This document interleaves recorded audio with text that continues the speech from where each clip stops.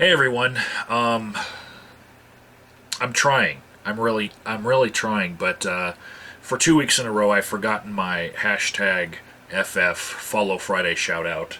And this is Saturday and I'm making up for yesterday and a week before. So for a week before, for that one, I'm going to shout out Inventor Gorilla and his new temporary account called DisposeableGorilla in particular. And it's because the way that he was flagged left a very bad taste in my mouth. I feel these chilling effects because if you choose someone who has nothing to lose with their channel, they have no subscriber base, and you want to make a response to them because they say something completely fucktarded,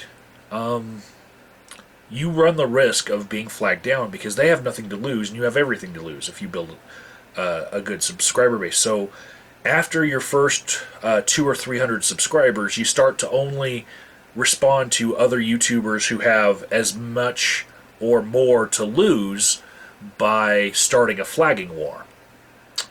And Inventor Gorilla made a ponage video of Navy Medic UMC who deserved it because he said some creepo things, and Inventor Gorilla rolled the dice and he got flagged because he responded to somebody who didn't have as much to lose as him.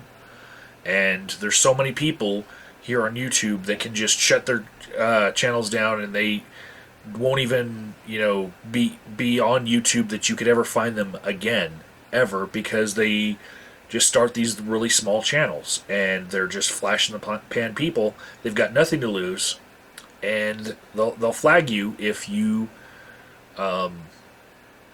critical of them. So I feel bad because I feel that pressure to not respond to anyone who doesn't have something to lose if they start a flagging war. So if you were to subscribe to Inventor Gorilla, especially, go check out the Disposable Gorilla channel, because right now he's using that channel to say the things that he wouldn't say on his main channel because he has more to lose on his main channel. He's literally treating it as like a Disposable Gorilla channel. So now, to make up for yesterday, I'm going to give a shout out to a guy named Ali. Clinshore mirrored his video, and that's how I found this. And it's probably the best video I've seen all week because it's a variant of Thunderfoot's A House Divided argument, but it's more persuasive to me than Thunderfoot's, because I had a big problem with Thunderfoot saying that we shouldn't be critical of each other because we're destroying the movement from within, the movement atheism, as it were. And I am here as a skeptic to have my ideas scrutinized and have other people, be scrutinized by other people. This is a Shark Tank, and that's what makes me feel comfortable, that we won't have stupid ideas be propagated because we correct our own.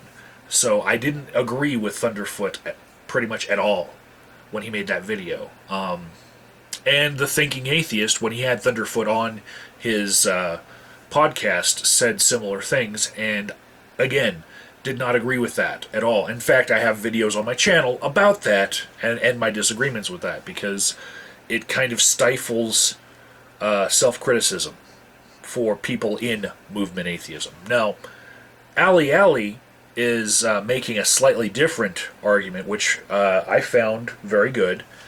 Basically, Ali only makes videos in Arabic normally, but took some time out of his schedule to make a video in English because he's bilingual, and tell us that when he's on the front lines, where it really counts, where atheism doesn't have even a foot in the door yet, with Islam, where he's making videos critical of Islam in their own native tongue so they can understand in the Middle East. When he comes back to the English-speaking world and he sees that we're arguing about coffee and we're still talking about elevator gate, it's demoralizing to him, because we've got a whole bunch of people who actually have a little bit of respectability. Some of them living in countries where atheism is not even taboo. and they're not prioritizing because there are very large problems in the world that need to be addressed.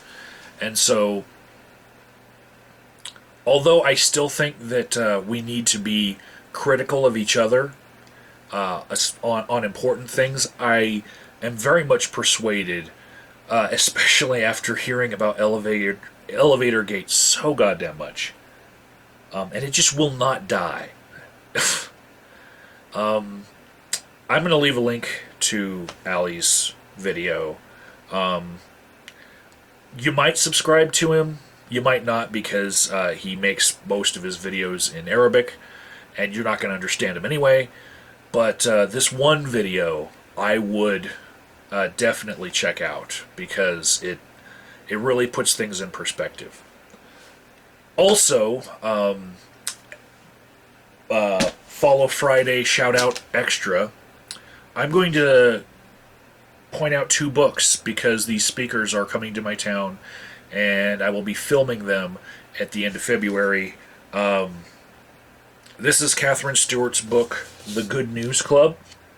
It's about an organization that goes around talking to elementary school kids, and then they try to stay within the boundaries of what it's okay to say in a school, but then they take the kids that become part of their Good News Club, and then they tell them to proselytize to other school children, and it gets to the point of bullying when one set of school children is telling a kid, "Hey, if you don't believe like us, you might, go burn in hell."